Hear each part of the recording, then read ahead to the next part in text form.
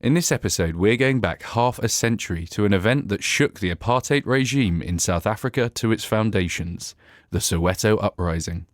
In 2010, Alan Johnston spoke to one of the organisers about that violent but impactful event.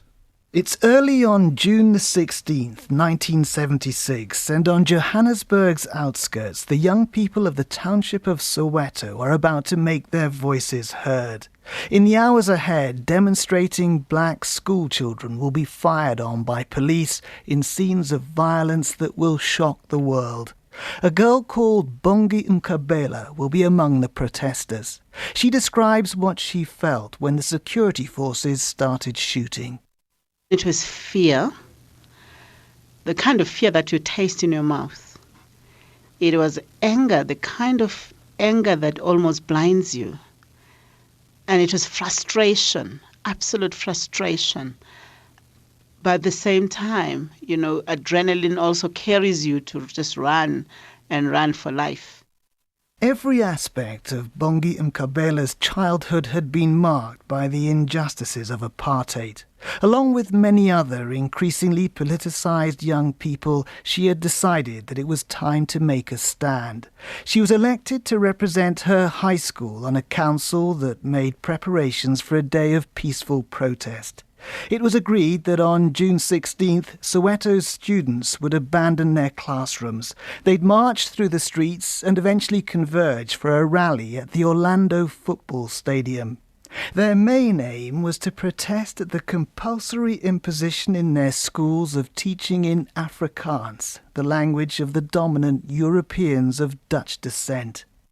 We understood not Afrikaans only as a language, but Afrikaans as a language of the oppressor. It wasn't just the use of the language itself, it was what the language would mean when it's used as a medium of instruction, when it's imposed on us, when we had no choice. Bongi Mhkabela remembers gathering at her school on what was a cold winter's morning.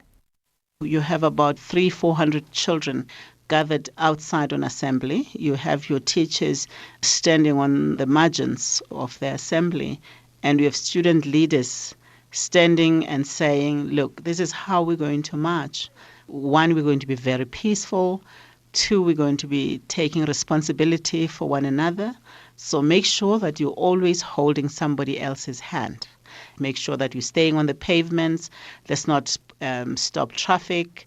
So in some ways, you're trying to put some logic and some sense into this march so it doesn't go wild. We went out expecting particularly tear gassing, and we're ready with water and with things that we thought helped with tear gassing.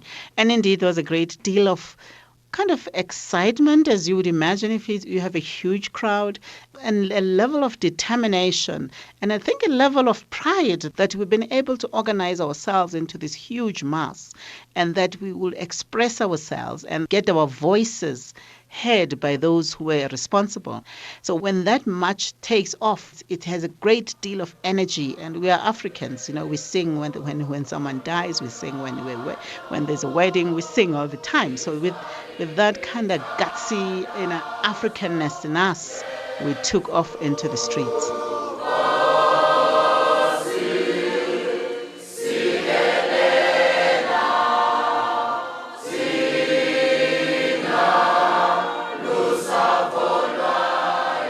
We must have been 30 minutes or so into the march when we had the first canister of tear gas thrown at us. And of course, that threw us out a bit. But we reconverged after we had recovered, and we continued to march. And for the first time, we saw army vehicles. Now, these were really terrifying contraptions of vehicles. We had never seen anything like that before. And tear gas was coming out of those vehicles. There was no live ammunition until we got to Orlando. And at that point, it was just live ammunition. We all had to run and hide and get into houses and families. But you must have been frightened, scrambling for safety, people around you being hurt. There's a combination of fear and anger and determination. What was the very worst moment? absolutely worst moment for me personally was when the news came that a little boy of 13 had been killed. Somehow I think that was the barrier. It's almost like, when you cross that line, there is nothing else that you can ever fear again. And for me, that was the moment when we realized that lives were going to be lost. And when we realized that it's not going to be about a protest and us submitting a paper of grievances, the response we were going to get was going to be a response that would potentially put us in prisons and even kill some of us.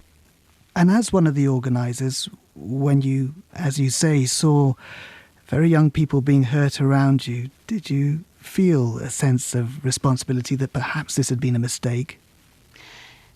Alan, no, I didn't feel it. It's been a mistake. I felt the heavy-handedness of the system.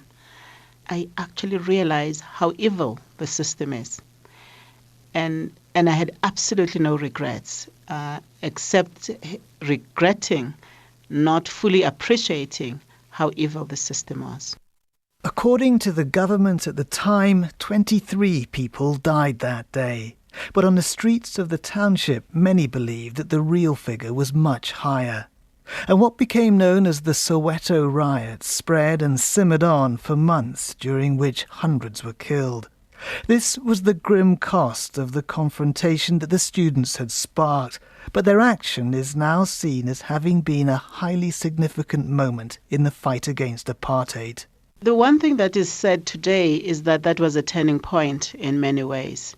And indeed, in South Africa's history, we see that June 16, 1976, it is the point at which the apartheid government begins to realize that it cannot continue forever. I think the issues in Soweto and the lives of people in Soweto cease to be in the background. Several weeks after Soweto's students began to protest, Bongi Mhkabela was arrested. She spent months in jail and after being freed was imprisoned again. Altogether, she was behind bars for about 5 years. Today, in the post-apartheid South Africa that she fought for, Bongi Mhkabela is the director of the Nelson Mandela Children's Fund. And all these years on, among her most vivid memories of that extraordinary day in 1976 is one particular moment when the words of a Zulu freedom song called Senzeni Na rang out and captured the mood.